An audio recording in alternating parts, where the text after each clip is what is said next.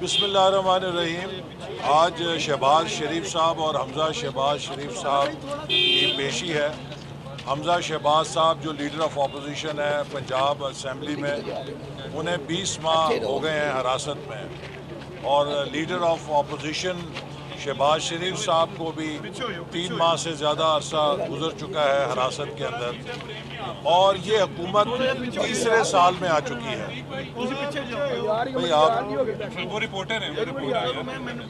یہ حکومت جو 3 سال گزر چکی ہے، ابھی تک کوئی ایک کیس ٹھوس ثابت نہیں کر سکی کسی بدعنوانی کا، اور نہ کر سکتی ہے، کیونکہ مسلم لیگ نون نے دیانتداری کے ساتھ اس ملک کی خدمت کی۔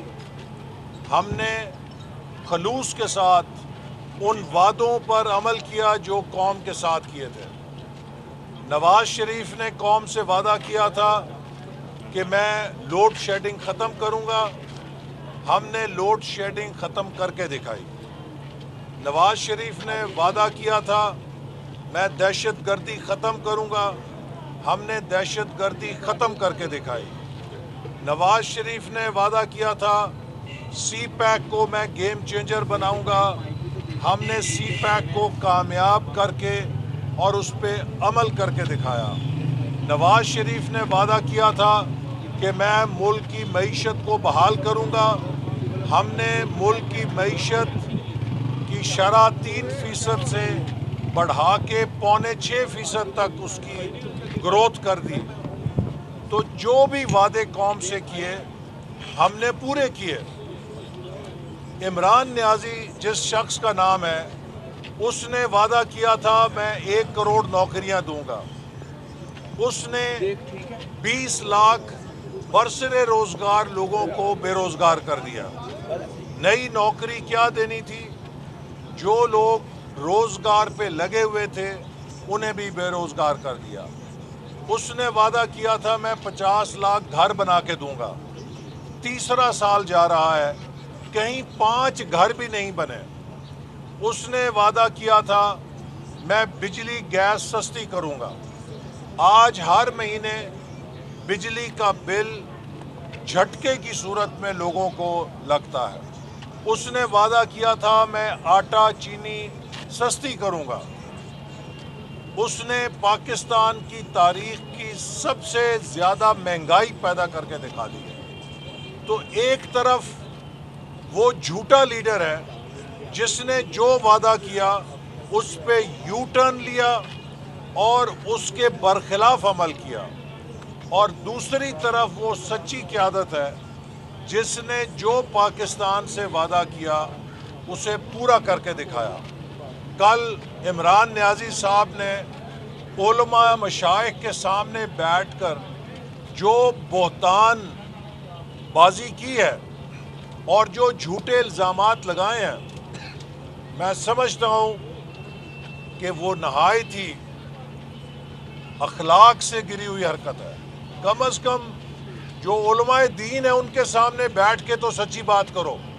اور یہی جھوٹ اور بہتان کی سیاست ہے جس کی نحوست کی وجہ سے اس کی حکومت نہیں چل رہی ہے۔ اناڑی ہے، نالائق ہے، لیکن ساتھ ساتھ جھوٹ اور بہتان کی نحوست ہے جس کی وجہ سے دن بدن پاکستان کا ستیہ ناش ہو رہا ہے۔ میں جو حکومت نے اس وقت سینٹ الیکشن کے حوالے سے آرڈیننس جاری کیا ہے اس پر بھی ضرور یہ بات کہنا چاہتا ہوں کہ یہ حکومت جو لوگوں کو دھوکہ دے رہی ہے کہ ہم سینٹ میں شفافیت لانا چاہتے ہیں، اگر یہ سینٹ کے الیکشن کو شفاف اور صاف کرنا چاہتے تو پھر جب چیئرمین سینٹ کے خلاف عدم اعتماد ہوا تھا تو عمران نیازی صاحب نے ہارس ٹریڈنگ اپنی نگرانی میں کیوں کی؟ اس وقت تو اپوزیشن کے اراکین کو خریدنا حلال تھا اور آج حرام ہو گیا ہے۔ تو عمران نیازی کے پاس 2 جھنڈے ہیں، ایک اصول کا اور ایک حصول کا۔ جب اس کے مفادات کا حصول کھلتا ہے تو اصول کا جھنڈا بغل میں چلا جاتا ہے، اور جب مفادات نظر آتے ہیں کہ پورے نہیں ہو رہے تو بغل سے اصول کا جھنڈا کھڑے ہو کے خود کو ریفارمر اور بڑے اصول پسند بنا لیتے ہیں۔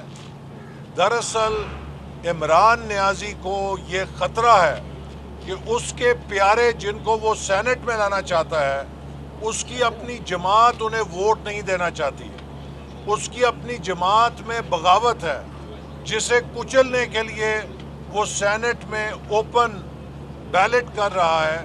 یہ پوری جو پیکج ہے، اس کا نہ تعلق شفافیت سے ہے، نہ اس کا تعلق سیاسی اصلاحات سے ہے، اس کا تعلق صرف فرینڈز آف عمران خان کو این آر او دینے سے ہے کہ فرینڈز آف عمران خان کو زبردستی سینٹ میں کیسے لایا جائے، ایک فرینڈ آف عمران خان جو نااہل ہونے لگا ہے اس کی نااہلی کیسے بچائی جائے، ایک فرینڈ آف عمران خان جو بیرونی شہریت رکھتا ہے اسے سینٹ میں کیسے لے کر آیا جائے۔ تو پاکستان کا آئین فرینڈز آف عمران خان کی خاطر تبدیل نہیں ہو سکتا، اور اب یہ سپریم کورٹ کو اس سیاسی تنازع کے اندر فریق بنانے کی کوشش کر رہے ہیں۔ میں امید کرتا ہوں کہ پاکستان کی سب سے بڑی عدالت اور اس کے معزز جج صاحبان حکومت کے آرڈیننس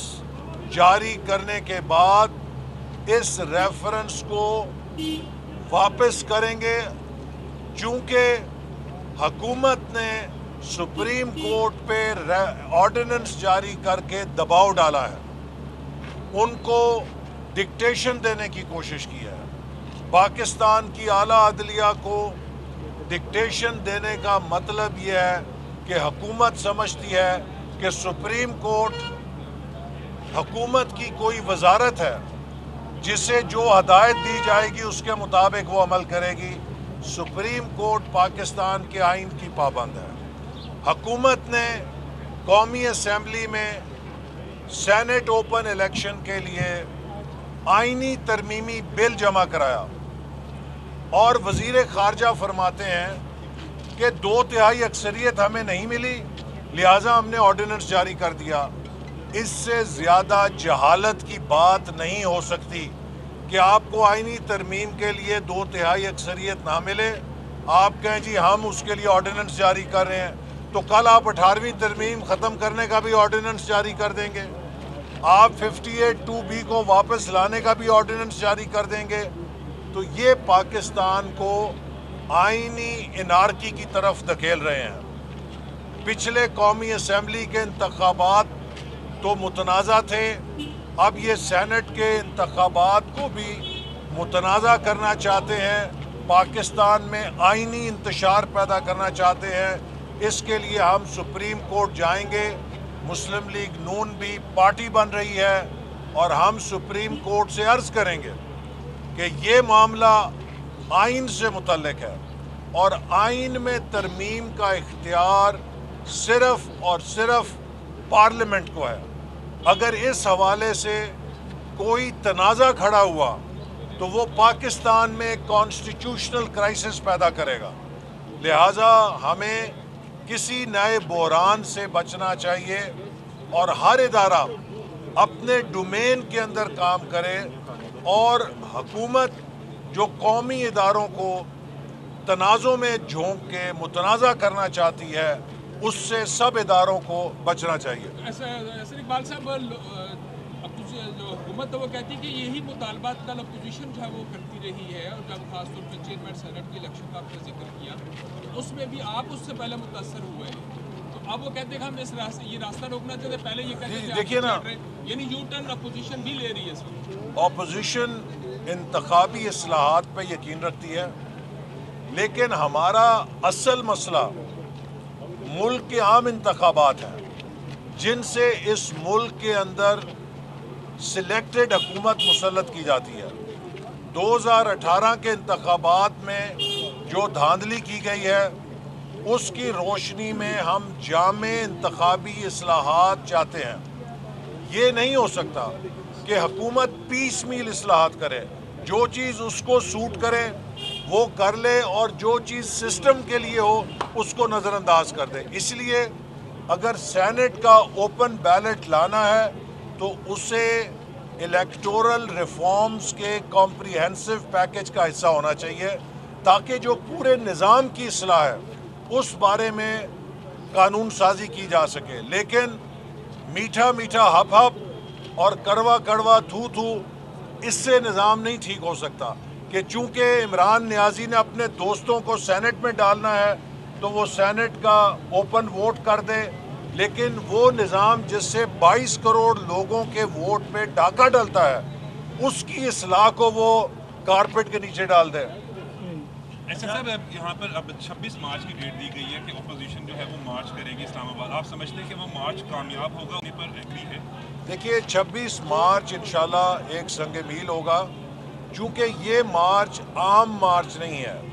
پاکستان کی 10 جمہوری جماعتیں ملک کے طول و عرض سے چاروں صوبوں سے مارچ شروع کریں گی، اور ان جماعتوں کے علاوہ پاکستان کے تمام طبقے اس میں شریک ہوں گے. وکلاء شریک ہوں گے، مزدور شریک ہوں گے، اور کسان اپنے ٹریکٹروں کے ساتھ شریک ہوں گے، اور ہر طبقہ اس میں اپنا احتجاج بھی ریکارڈ کرائے گا اور اس ملک کو آئین اور قانون کی بنیاد پہ کھڑا کرنے کے لیے تحریک کا حصہ بنے گا. اب وقت آ گیا ہے کہ ہم 72 سال کی غلطیوں کو پیچھے پھینک کے اس ملک کو آئین کے اوپر کھڑا کریں، اس ملک کو ووٹ کے اوپر کھڑا کریں. آج آپ دیکھیے پاکستان کی بدقسمتی کہ ہماری حالت برما والی ہو گئی ہے. برما میں بھی لوگ رسپیکٹ آور ووٹ کے بینر لے کے کھڑے ہیں کہ ووٹ کو عزت دو. برما کے لوگ بھی یہی مطالبہ کر رہے ہیں اور پاکستان کے لوگ بھی یہی کہہ رہے ہیں کہ ووٹ کو عزت دو. تو یہ شرمناک حقیقت ہے. پاکستان یہ ڈیزرو نہیں کرتا کہ آج 72 سال کے بعد بھی یہاں کے 22 کروڑ لوگوں کو غلام رکھا جائے، 22 کروڑ لوگوں کے ووٹوں کو کبھی عدالت سے باہر پھینک دیا جائے، کبھی کوئی جرنیل آ کے باہر پھینک دے. اس ملک کے عوام اس ملک کے مالک ہیں، اور یہ 26 مارچ کو جو مارچ ہوگی وہ اس حوالے سے فیصلہ کن ہوگی کہ کیا پاکستان پہ حکمرانی آئین کی ہونی ہے یا پاکستان پہ حکمرانی طاقتور اشرافیہ کی ہونی ہے. اچھا احسن صاحب یہ بتائیے گا پلیز کہ متعدد بار جو ہے وہ پاکستان مسلم لیگ نون جو ہے وہ برسر اقتدار رہی، متعدد بار پاکستان پیپلز پارٹی کی حکومت رہی، تو کیا وجہ ہے کہ ایسے ترامیم نہیں کی جا سکی کہ غیر جمہوری قوتوں کا جو راستہ ہے وہ پہلے روکا جا سکے؟ اب یہ تمام برڈن جو ہے وہ پی ٹی آئی کے ٹائم کے اوپر آ کے دیکھیے غیر جمہوری قوتوں کا راستہ روکنے کے لیے 18ویں ترمیم میں آرٹیکل 6 کی تشریح کر دی گئی ہے، لیکن آپ نے دیکھا ہے کہ اس کا بھی کیا اشر کیا گیا ہے. پاکستان میں غیر جمہوری مداخلت اس دن بند ہوگی جس دن پشاور سے کراچی تک عوام اسے بند کروانے کے لیے کمر بستہ ہو کے کھڑے ہو جائیں گے. اور 26 مارچ وہ تاریخی موقع ہے کہ جب پاکستان کے عوام اپنے حق حکمرانی کے لیے انشاءاللہ کھڑے ہوں گے، نکلیں گے اور اسے حاصل کریں گے. جی ترجمان نے یہ کہا ہے کہ ہم کسی قسم کا کوئی رابطہ جو ہے وہ سینٹ کے لیے نہیں کر رہے. کیا آپ ان کے بیان سے متفق ہیں یا کوئی ایسی شکایت کی؟ جو فوج کے ترجمان کا بیان ہے یہی پاکستان کی ہر جمہوری جماعت کا موقف ہے کہ فوج کا سیاست میں کسی قسم کا عمل دخل نہیں ہونا چاہیے. اگر اس بیان کے اوپر عمل کیا جائے گا تو یہ پاکستان کے لیے اور فوج کے لیے اور سب کے لیے بہت بہتر ہے. لیکن ماضی جو ہے وہ پاکستان کا بہت تلخ ہے. آپ نے دیکھا کہ جو مارشل لا لگے وہ فوج نے ہی لگائے. 2002 کے الیکشن میں جو کاف لیگ بنائی گئی وہ مرحوم جنرل احتشام ضمیر صاحب نے کہا کہ ہم نے بنائی، اور ان انتخابات میں پیٹریوٹ گروپ ہم نے بنایا.